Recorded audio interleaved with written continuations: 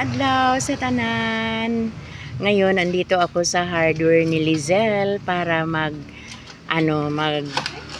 patutal sa inutang natin na mga materyales sa ginamit natin kahapon. Yan ang kanilang mga magagandang tauhan. Yang nakapula na yan si Tita. Say hi sad mo Consuelo ba? Lingi sad mo bi? Oh, yan ang mga pogi nilang mga tauhan. Yan parang lalaki yung nakapula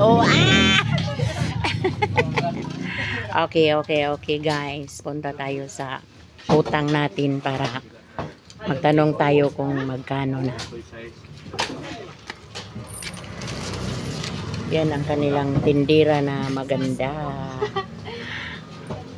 At saka narito na ang ating total sa taas ng utang ko. 5,703. Yan ang total. Miss Diane Honey Lauron, shout out. Ito na, Inday, yung nakuha natin dito sa tindahan.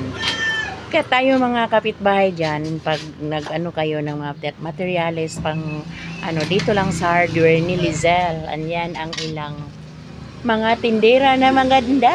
Si Heday, pagkuan po mo, ipagpalo po mo na ako inonsam. Di mo kita sa inyong mga naong.